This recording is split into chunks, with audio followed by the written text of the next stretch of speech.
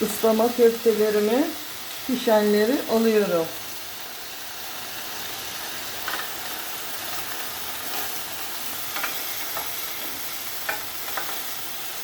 Bakar mısınız arkadaşlar? Islama köfteciyi evinize getirdim. Buyurun. Üst katta aile yerim vardı. Lütfen sizleri bekliyorum. Muhteşem. Bu köfte tarifimi arkadaşlar lütfen kaçırmayın. Bakar mısınız şu içi sulu sulu yumuşacık köftelerimi mutlaka deneyiniz. Merhaba arkadaşlar, Server'in mutfağına hoş geldiniz. Bugün sizlere Adapazarı'na götürüyorum. Adapazarı'nda yıllarca yemiş olduğumuz ıslama köfteyi sizler için bugün tarifini veriyorum. Kaburgadan yağlı kıymam var. İçerisine bir tatlı kaşığı tuzum, bir çay kaşığı kimyonum, bir çay kaşığı karabiberim, bir orta boy soğanımı rendeledim. İçerisine yoğurt koyuyorum. 2 yemek kaşığı.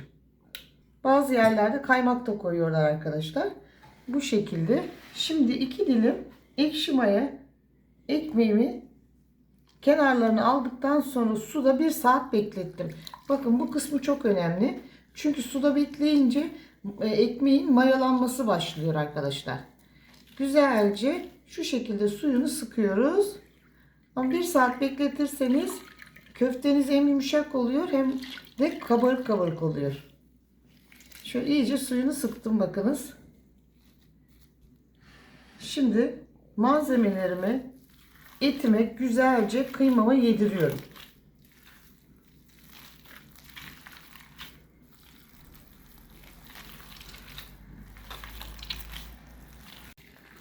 Bakın arkadaşlar, bir 5 dakika güzelce yoğurdum. Şöyle bakınız, pamuk gibi bir köfte hamurumuz hazır oldu.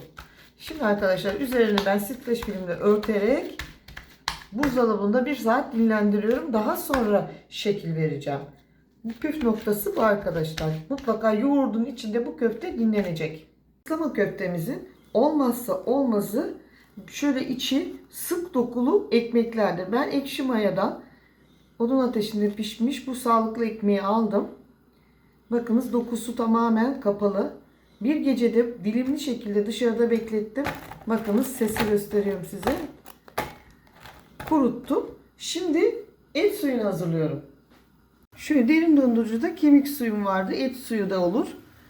Elinizde hangisi varsa ayrıca bu şekilde kapaklı şekilde koyuyorum derin dondurucuya. Hiç bayatlamıyor arkadaşlar kemik suyu.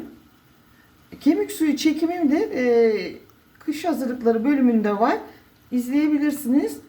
Kaynayan suyumun içerisine kemik suyumu boşaltıyorum. 1 tatlı kaşığı kırmızı toz biber kullanıyorum. Acı tatlı tercih sizin. Kaynayan suyla birlikte et suyumuza ilave ediyorum. Şu şekilde karıştırıyorum. Bu tarifte et suyu orijinalidir. Ama et suyu istemiyorum derseniz normal sade suyla da yapabilirsiniz. Fakat bu lezzeti yakalayamazsınız. Adapazarı ıslama köftenin olmazsa olmazı bu ekmeklerin kırmızı toz biber ve et suyunda ıslanarak ızgarada kurutularak pişirmesidir. Şimdi 5 dakika toz biberle kaynatıyorum kısık ateşte. Şimdi 1 saat dinlendi. Artık şekil vereceğiz. Şöyle yapıyoruz. Elimize yuvarladıktan sonra hafif bastırıyoruz. Bu şekilde yerleştiriyoruz. Şöyle 2 parmağımızla bastırıyoruz. Hazır. Izgaramın altını açtım. Daha sonra sıvı yağla şöyle bir yağladım ki ekmeklerim yapışmasın. Daha sonra hazırlamış olduğum sosumu şu şekilde şöyle batırıyorum arkadaşlar. Çift taraflı. Bakınız güzelce ıslattım. Daha sonra süzüyorum. Ben et suyu olduğu için arkadaşlar şey koymadım. Yağ. Et suyunun kendi yağı var. Siz eğer et suyu koymazsanız mutlaka yağ koyun. Şimdi ekmeklerimi ızgarada güzelce kızartıyorum. Şöyle alıyorum. Bakınız.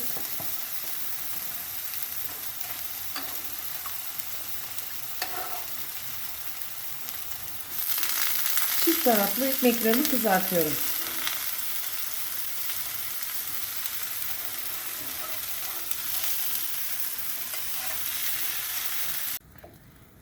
Suyunu çeken ekmeklerimizi arkadaşlar bu şekilde alıyoruz. Servis tabağımıza. Ve diğer ekmeklerimizi bırakıyoruz. Mutlaka ızgarada suyunu çektirtin ekmeklerinizi. Bu şekilde tüm ekmeklerimi kızartıyorum. Biberlerimiz çok güzel ızgara oldu. Biberlerimi alıyorum. Domateslerimi bırakıyorum.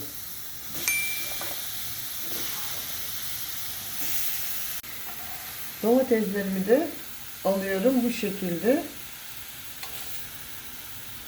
Bakın. Önce ekmekler, sonra biberler, domateslerimi hazırladım. Şimdi soğumaması için en son köfteyi yapıyorum arkadaşlar üzerine. Şöyle sıvı yağla tavamı yağladım. Tavamın çok iyi ısınmasını bekliyorum.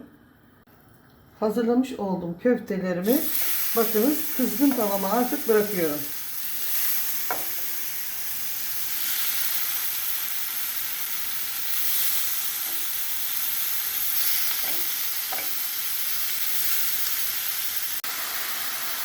Pişen köftelerimi çevirmeye başladım. Arkadaşlar bu tarifi uygulayın. İçerisine yoğurt koyduğumuz için köftelerimiz pamuk gibi yumuşacık olacak. Bakınız ne kadar güzel oldular. Bu şekilde çevirerek cızbız köftemizi yapıyoruz.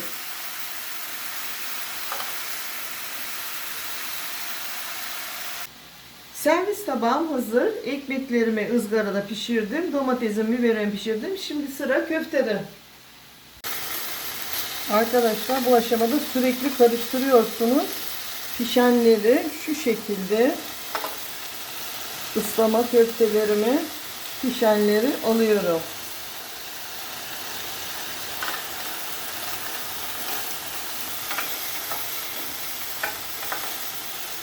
Bakar mısınız arkadaşlar? Islama köfteciyi evinize getirdim. Buyurun. Üst katta aile yerim vardır. Lütfen sizleri bekliyorum. Muhteşem. Bu köfte tarifimi arkadaşlar lütfen kaçırmayın. Bakar mısınız şu içi sulu sulu yumuşacık köftelerimi mutlaka deneyiniz. Evet arkadaşlar ıslama köftem bitti. Et suyuyla ekmeklerimi kızarttım. Biberlerini domatesini ızgara yaptım. Köftelerimi de pişirdim. Şimdi size çok sıcak ama bu sıcak yenir arkadaşlar. Şu köftemin içinin güzel suyunu size göstermek istiyorum. Bakar mısınız şu suyunu? Ve köftem ne kadar güzel pişti. Buyurun. Sulu sulu ıslama köftem bu şekilde hazır. Bir dilim ıslama ekmeğimi alıyorum. İçine köftemi koyuyorum. Buyurun şimdi sizin için yiyorum. Arkadaşlar bu muhteşem. Lütfen bu tarifimi deneyiniz. Arkadaşlar ben 6 sene Adapazarı'nda yaşadım ve bu köfteyi o kadar çok yedim ki orijinal ustasından zamanında tarifini almıştım. Sizler için videomu hazırladım. Eğer ıslama köftemi beğendiyseniz veya hala abone değilseniz lütfen Servin'in mutfağına abone olmayı, beğenmeyi, yorum yazmayı. Bundan sonraki tariflerimden haberdar olmak için lütfen zil tuşuna basınız. Hoşça kalın, sağlıkla kalın, mutlu kalın.